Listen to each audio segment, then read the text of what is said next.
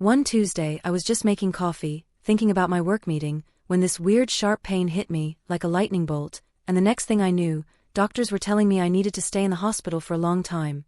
21 days, they said. I mean, my house, my little sanctuary, what about it? That's when things started to feel really off, like a bad dream, and a knot formed in my stomach that just wouldn't quit. Before we continue, tell me in the comments, where are you watching from? I'd love to know. I remember it so clearly, that morning, April 14th. I was humming a little tune, just a regular Tuesday, pouring coffee into my favorite mug, the one David gave me last Christmas.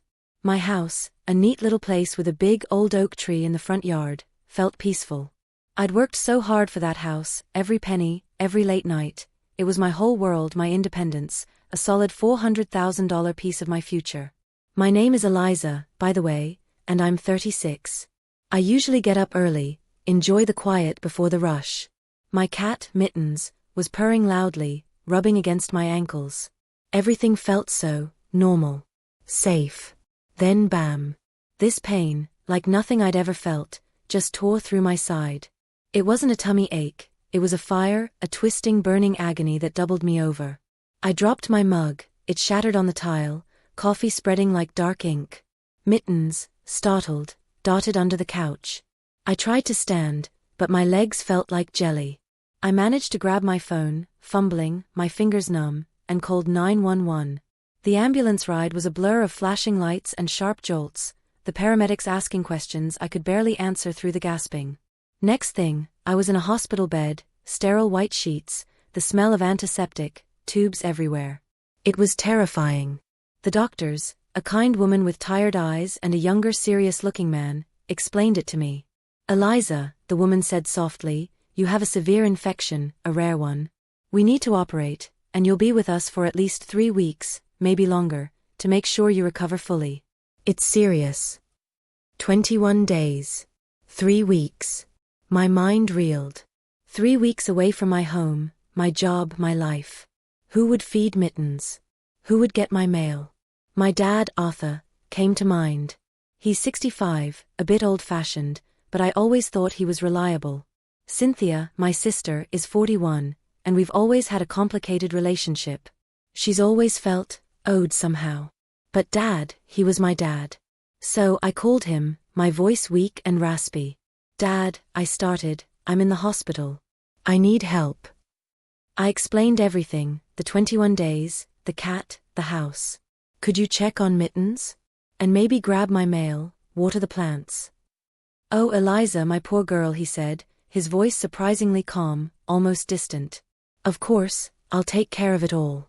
Don't you worry about a thing, just focus on getting better.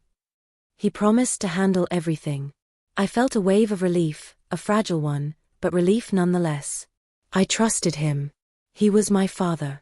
A few days later, after the surgery, I was still pretty groggy, but starting to feel a tiny bit more human. Dad came to visit. He brought me a small bouquet of daisies, which was sweet, but he seemed a little off. He kept asking about my pain, my medications, my comfort, but he completely avoided talking about the house. Every time I tried to bring it up, Dad, did you remember to check the mail? He'd quickly change the subject. Oh, the nurses here are wonderful, aren't they? Or are you hungry, honey? I can get you something from the cafeteria. It was weird, very weird. Then, a week into my stay, Cynthia showed up. Unannounced. She hardly ever visited me unless she wanted something. She had this unsettling, tight little smile on her face. Well, look at you, she said, eyeing me up and down. Playing the invalid, huh?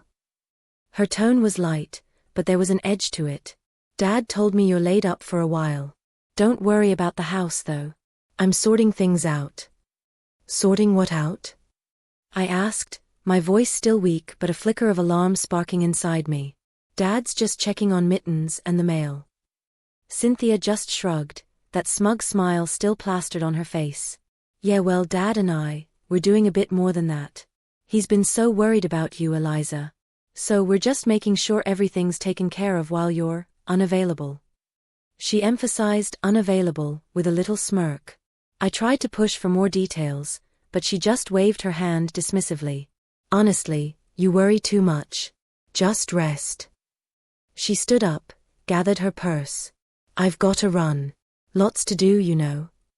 And she left, leaving behind a cold feeling in the room and a really bad gut feeling in my stomach. What did she mean, sorting things out?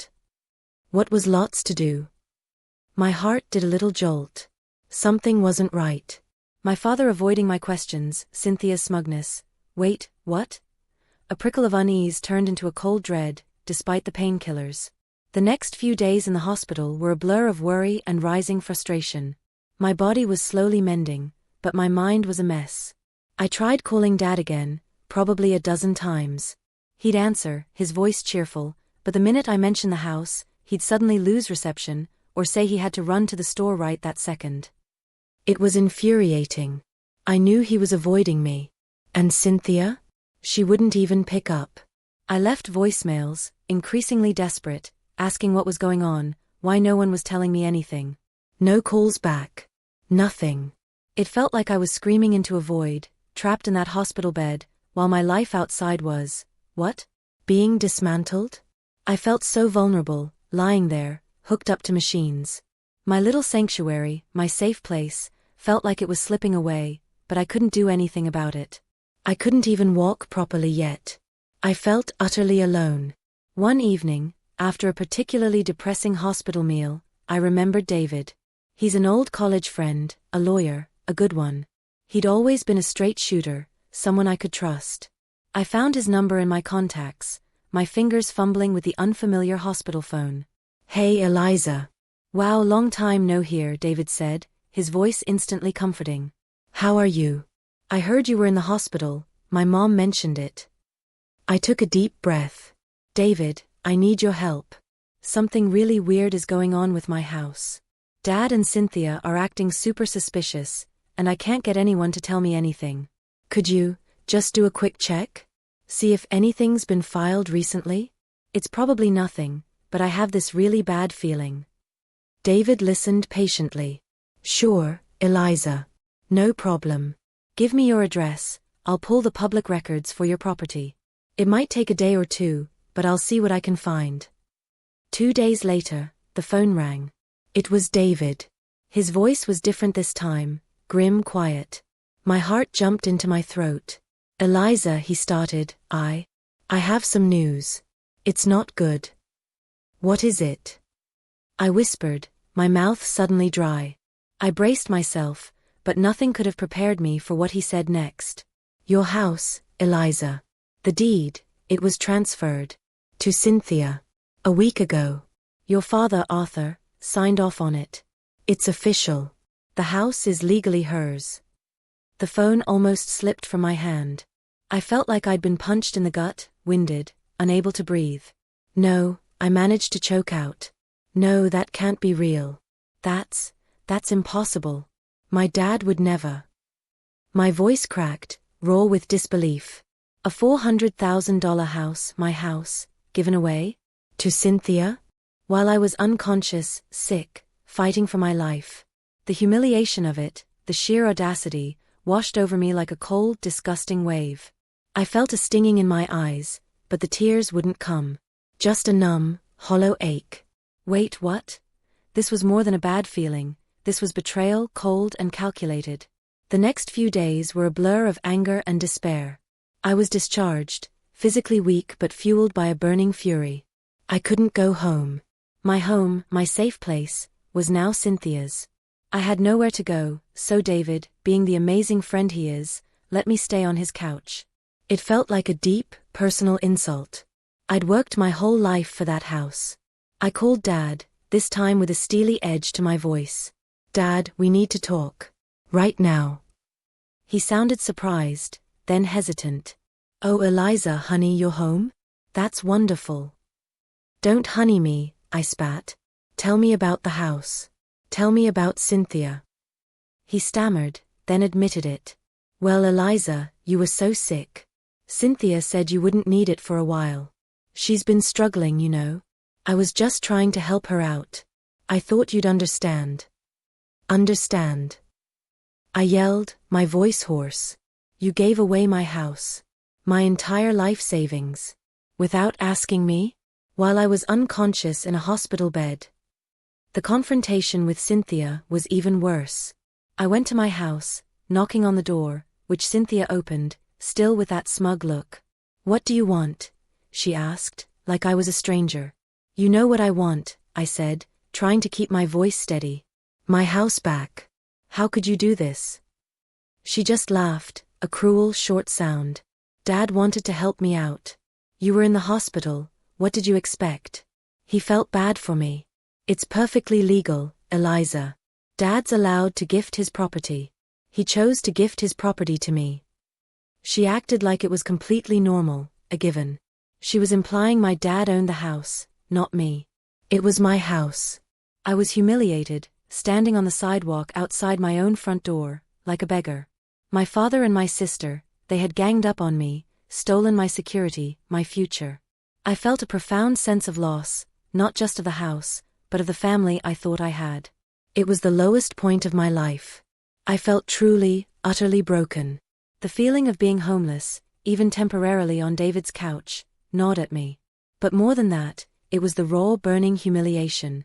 My own father, my own sister. It felt like a punch to the gut, over and over. I couldn't sleep. I just kept replaying Cynthia's smirking face, Dad's flimsy excuses. I had lost everything, it felt like. Then one morning, sitting on David's living room floor, staring blankly at the TV, something just snapped inside me. No. Just no. This was my life, my house. I wasn't going to let them get away with this. I had worked too hard, sacrificed too much. This wasn't just about money, it was about dignity, about justice. I turned to David, who was making coffee in his kitchen. "David," I said, my voice steady, surprising even myself. "I need your help. Not just as a friend, but as a lawyer. I'm taking my house back." David came over, sat across from me, his expression serious. "Eliza, I understand you're upset. And you have every right to be. But these things can be complicated." He explained the legal hurdles, the gift deed, and how Arthur's signature made it seem legitimate. "We could argue undue influence, given your father's age and potential susceptibility to Cynthia's pressures, especially when you were incapacitated. Or maybe fraud, if they misrepresented facts to your father. It's not a slam dunk, but we have a case." He said it would be hard, emotionally draining, and expensive. But I didn't care.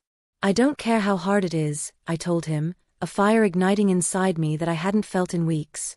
"I am not letting them get away with this. Not after everything." David looked at me, really looked at me, and saw the resolve in my eyes. "Okay," he said, "let's do this. Let's get your house back." For weeks, David and I worked tirelessly.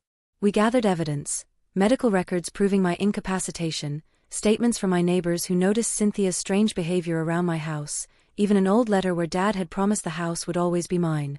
David filed the necessary paperwork, a claim arguing that the transfer was made under undue influence and misrepresentation, taking advantage of my father's age and my vulnerable state.